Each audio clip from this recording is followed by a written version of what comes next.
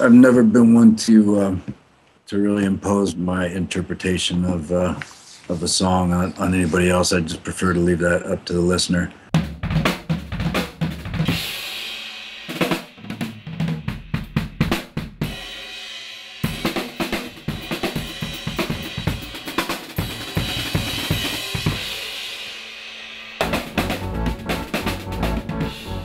We like the idea of doing something which felt a bit more fresh, that people were kind of starting rather than were more established. So we worked with a band called the Black Angels, we worked with a band called Sleepy Sun, we worked again with Autolux, who we worked with on War Stories, and we had an opportunity to work with somebody that I've always wanted to work with, and we were going to work together on War Stories, but it didn't happen, which is Mark Lanegan. I'm Mark Lanegan, and I was the singer on Another Night Out. Another night out.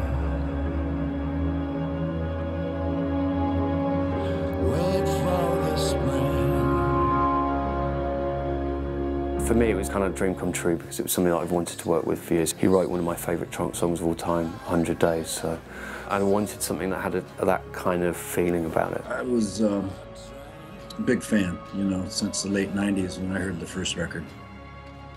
So, you know, mutual admiration.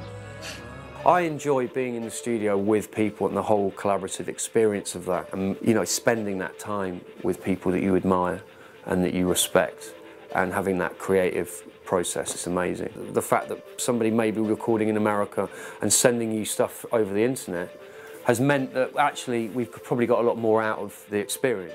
I actually really enjoy sending a demo to somebody and them sending back something and me going, oh, wow. Or, oh shit, really? No, it didn't really work out very well. It's like, you know, it's great. It's like playing a game of cards, isn't it?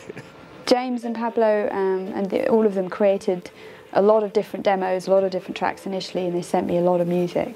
Which was really wonderful to have, because you're kind of like, okay, yeah, here we go, here's a real meat on the bone here. It was really cool to be able to listen to all these songs. Felt like really like, oh, that's cool, we get to choose, you know, like what song, you know. And that's how it kind of should be. It's like, instead of like, you need to do this song, it's like we had an option. What songs appeal to you? What songs stick out? And it was like, it was really a good way to do it. We actually picked the piece that, out of the 5 they sent, the piece that was probably the most dissimilar, the least like anything Autolux would come up with.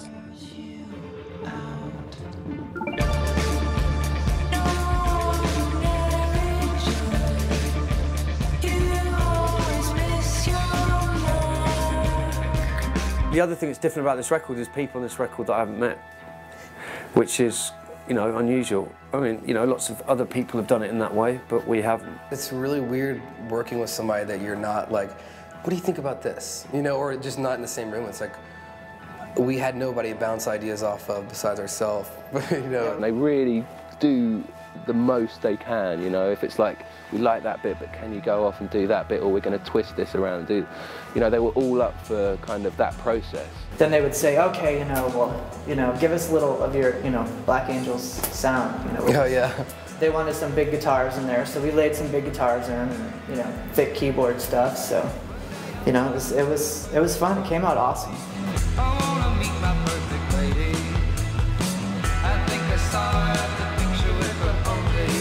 I think I saw her at the picture with her. Recording with Uncle is like nothing I've ever done before. It's very focused, but it's also very loose, and you have complete freedom. You just go down roads that you just wouldn't go down, you know I wouldn't on my own, and as I said, you know, the sort of the chaos that is Pablo is so refreshing and also just crazy, but it's a brilliant, you know, it's a brilliant process to be involved in.